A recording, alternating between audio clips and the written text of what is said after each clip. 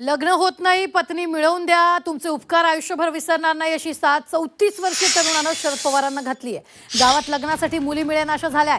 शिक्षण, नोकरी, शहरांकडे वाढता ओढ आणि बदलते सामाजिक गणित या सगळ्यात ग्रामीण भागातील अनेक तरुण आयुष्याच्या एका फार कठीण टप्प्यावर उभे आहेत। अशातच 34 वर्षीय तरुणानं शरद पवार यांना पत्र लिहून आपली व्यथा सांगितली।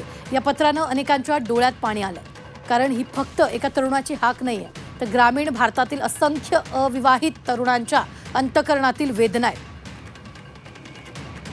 तर या पत्रात काय आहे आपण पाहूयात। माझं वय वाढतंय, मात्र अजून लग्न झालेलं नाहीये। भविष्यात माझं काही होणार नाही, मी एकटाच राहीन, तरी माझ्या जीवनाचा विचार करून मला एक पत्नी मिळवून द्या। मी तुमचे उपकार आयुष्यभर विसरणार नाही। मी गरीब कुटुंबातून आहे, सामाजिक बंधनं आणि परिस्थितीमुळे कुणीच आपली मुलगी द्यायला तयार नाहीये।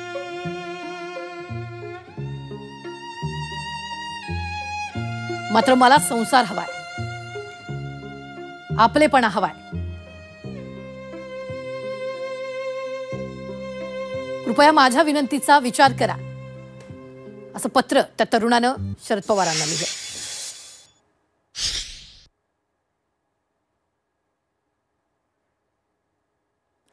लग्न होत नाही, पत्नी मिळवून द्या, असं पत्र या तरुणानं शरद पवारांना लिहिलेलं आहे। मुलांची लग्न न होणं ही समस्या आहे। माजी मंत्री अनिल देशमुख यांनी हे वक्तव्य केलेलं आहे।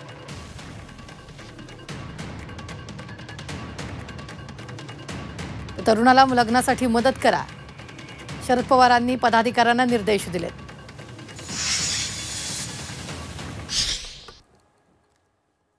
ग्रामीण भागामध्ये मोठ्या प्रमाणात शेतीमालाला भाव नाही, सोयाबीनला भाव नाही, कापसाला भाव नाही, धानाला भाव नाही, तिकडे कांद्याला भाव नाही। त्याच्यामुळे मोठ्या प्रमाणात शेतकरी अडचणी असल्यामुळे त्यांची मुलं अडचणीत आहेत।